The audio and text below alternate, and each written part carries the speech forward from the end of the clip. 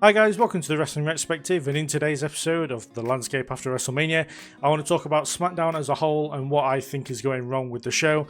I initially wanted to come up with improvements for the show, but I ended up kind of ranting a little bit, and essentially I'm going to try and riff ideas through the video, but yeah, it's kind of like what I think is going wrong with SmackDown essentially.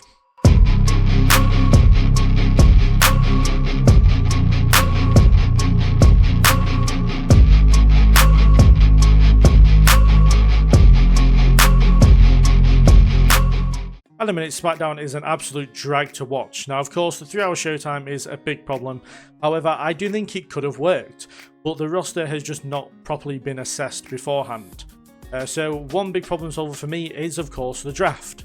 You sort out a big hole in division where you kind of have barely any mid-card in the women and men's division, and you then get main eventers doing more main event type things. For me, you look at people like Zelina Vega. She is very, very talented and hasn't even had a match since being transferred over to SmackDown. Santos Escobar has huge potential. He's a great storyteller. We saw only part of that down in NXT as part of the Cruiserweight division. But again, he barely has matches. Like, the tag team within his group has matches way more often than he does, and that just shouldn't be the case. And yeah, they're two big examples of just wasted talent on the show that should be used more often rather than using just random filler backstage. Also, and it's very easy to blame this, but it also comes down to the booking. It's very mediocre. A mate of mine, CJ, he commented about how rematches and repetitive booking is used a lot on SmackDown, i.e. feuds going on too long, same segment happening all the time. Bloodline attacks this person, that's the end. Bloodline attacks that person, the end. And yeah, that went on for a very long time. And the classic trope of WWE, which is the DQ finish.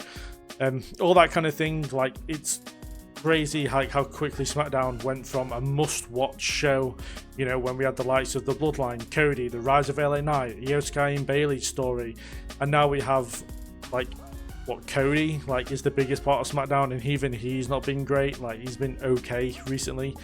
But yeah, it's like a loss of momentum for Cody. Nia as champion was fine, but that's all it was just fine. Obviously there's Solo.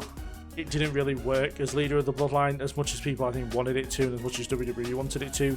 And then you've got the big hole that is Roman Reigns, who is barely on SmackDown, and it looks as if he's actually going to be on Raw going forward, which again is going to leave a big part of SmackDown's main event scene and SmackDown's main attraction kind of on a different show. So that's going to do massive harm for the show.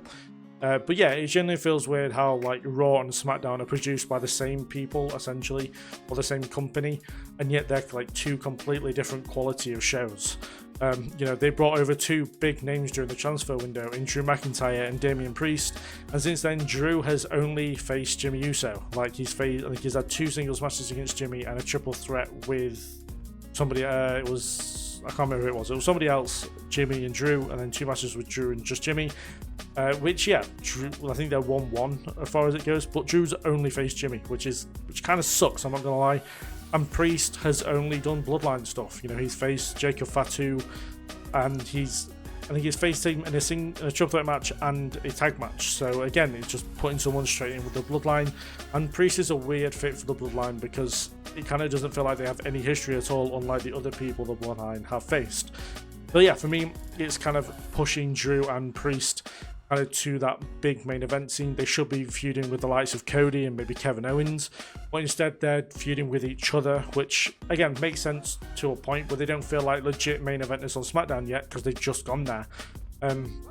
But yeah, there's loads of different things wrong with SmackDown. I think they're the 3 main things, which is of course booking and just making the shows feel watchable, sorting the roster out, and making main eventers feel like main eventers, because at the minute you've just got main event guys like Drew and Priest facing mid-card guys or guys that need to be established like Jacob Fatu.